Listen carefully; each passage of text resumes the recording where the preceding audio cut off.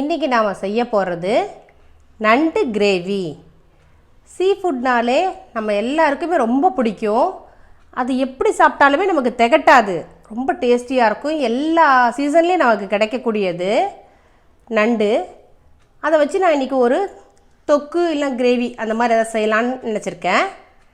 இது ரெண்டுமே ஒன்று தான். இப்போ நான் தேவையான பொருட்கள் என்னன்னு சொல்கிறேன், பார்த்துக்கங்க. அதுக்கு முன்னாடி என் சேனலை சப்ஸ்கிரைப் பண்ணாதவங்க சப்ஸ்கிரைப் பண்ணுங்கள். வீடியோ கீழே தெரியுற பெல் ஐக்கானை கிளிக் பண்ணுங்கள்.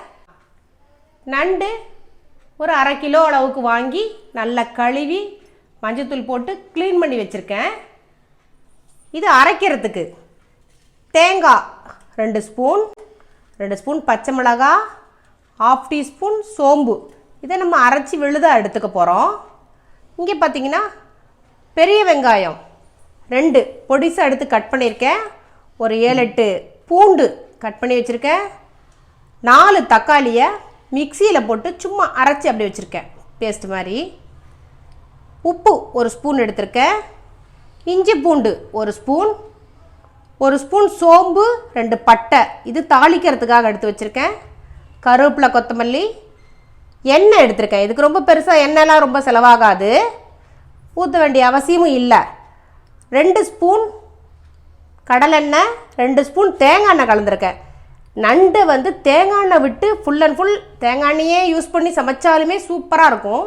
ஒரு சிலருக்கு அந்த வாசனை பிடிக்காது. அப்படின்ற காரணத்துக்காக 2 ஸ்பூன் கடலெண்ணெய், 2 ஸ்பூன் தேங்காய் எண்ணெய் விட்டு கலந்து வச்சுருக்கேன்.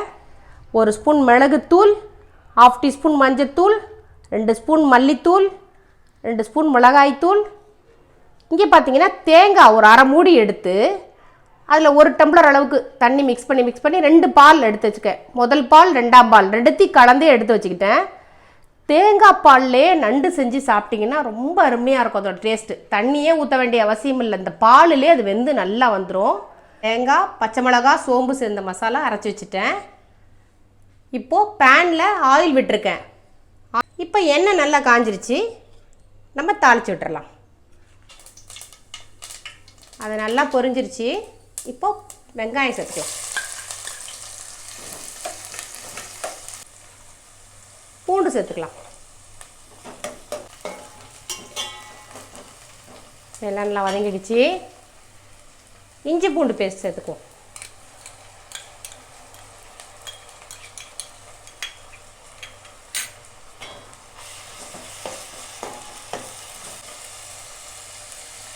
கருவேப்பிலை, மல்லி சேர்த்துக்கலாம்.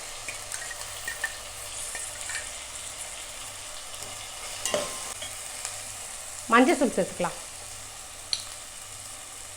உப்பு,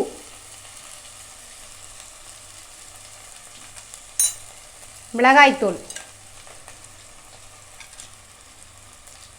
மல்லித்தூள்,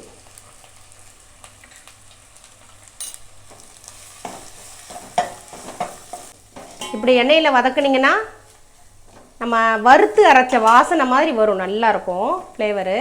அதுக்காக தான். இப்போது அரைச்சி வச்ச தக்காளி விழுதை சேர்த்துக்கலாம்.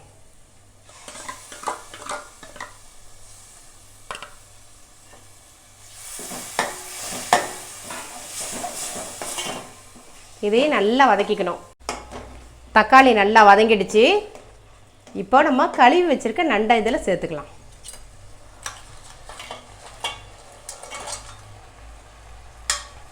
நண்டு பெரிய நண்டாக இருந்துச்சுன்னா கால்களெல்லாம் ஆஞ்சி தனியாக உள்ளே போடுங்க, இந்த உடம்பை மட்டும் தனியாக போடுங்க. இது நான் சின்ன நண்டாக இருக்குன்றதுனால அப்படியே முழுசாக போட்டுட்டேன்.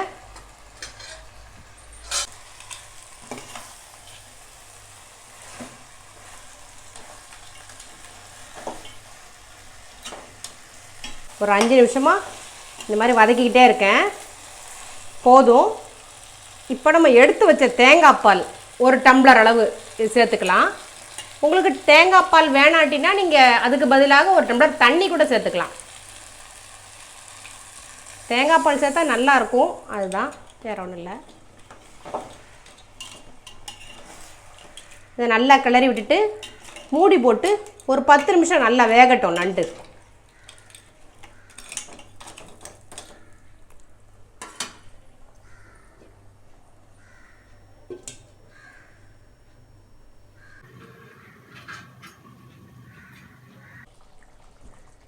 நல்லா கொதி வந்துருச்சு, நண்டு நல்லா வெந்துருச்சு.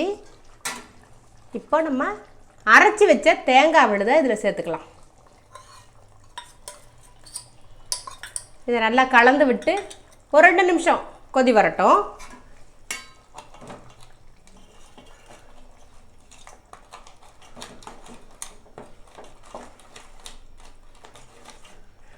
அடுப்பை மீடியம் ஃப்ளேமில் வச்சுக்கோங்க. அப்போ தான் இந்த நண்டு நல்லா வெந்து வரும். அதில் இருக்க ஜூஸ் எல்லாம் இறங்கி குழம்பு ரொம்ப டேஸ்ட்டாக இருக்கும். இதில் நம்ம பெப்பர் கொஞ்சம் தூவிக்கலாம். நண்டு கிரேவி ரெடி ஆயிடுச்சு. நான் இப்போது சாதத்தோடு கலந்து இதை சாப்பிட போகிறேன். பொதுவாக நண்டில் இந்த கிரேவியை போட்டு சாப்பிட்றதுக்கு எல்லாருக்கும் ரொம்ப பிடிக்கும். ஆனால் அதில் கிரேவி ரொம்ப கம்மியாக தான் வரும். இப்போ நம்ம தேங்காய் பால் ஊற்றி இருக்கிறதுனால இப்போது கொஞ்சம் குழம்பு மாதிரி நல்ல டேஸ்ட்டான ஒரு கிரேவி நமக்கு கிடைக்கும்.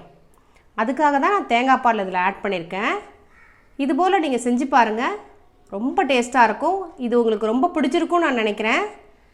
இதுபோல் சமையல் குறிப்புகள் பார்க்க என் சேனலை சப்ஸ்கிரைப் பண்ணுங்கள். வீடியோக்கு கீழே தெரிகிற பெல் ஐக்கானை கிளிக் பண்ணுங்கள். இதுபோல் டிஃப்ரெண்ட் ரெசிபிஸ் உங்களுக்கு தேவைப்பட்டால் என் சேனலில் போய் மெசேஜ் பண்ணுங்கள். நான் உங்களுக்காக செய்து அப்லோட் பண்ணுறேன். நன்றி.